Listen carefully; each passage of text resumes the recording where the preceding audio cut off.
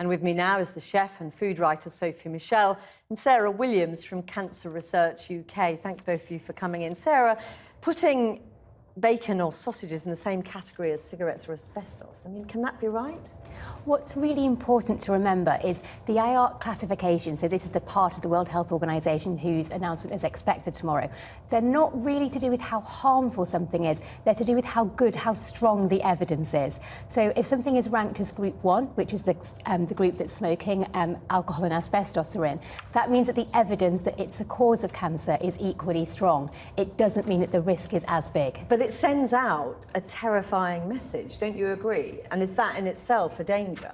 I think that's one reason why me being here on this programme tonight, the media coverage are all really helpful, and Cancer Research UK are certainly concerned to help put the public's mind at rest, to give some perspective and to help explain that the odd bacon sandwich isn't likely to do you that much harm. Sophie Michell, I mean, if the WHO are saying it's in the same category as cigarettes or asbestos, we ought to listen, oughtn't we? Well, I think it's just for years, government bodies have been telling us that we should have a very high carbohydrate, low fat, low protein diet, and we now know that that has brought on a kind of mass epidemic of obesity and diabetes, and I think we're in danger of confusing consumers quite heavily with what's right and what's wrong. And you know, I'm quite a believer in protein being quite a good source of nutrition for people. So I think it's how we tell people, it's how we give them information. I mean, to have it in the same classification as cigarettes or asbestos, that's, you know, to me, that's horrifying.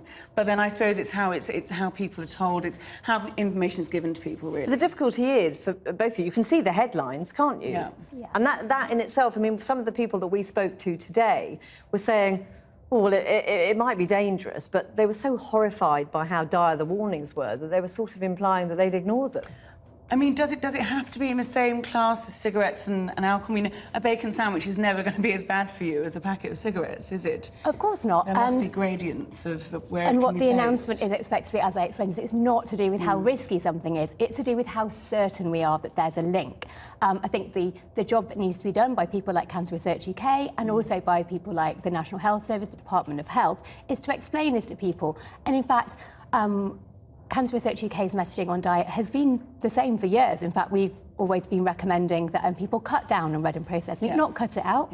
That's fine, have some. But if you have a particularly meaty diet, it's a good idea to swap some of that red and processed meat, so things like beef, pork, lamb, sausages, bacon, swap some of that out, have chicken, fish, or beans or pulses instead. Which I totally agree with. I'm just worried that we don't really know what causes cancer, full stop. It's still a disease that we haven't got a handle on.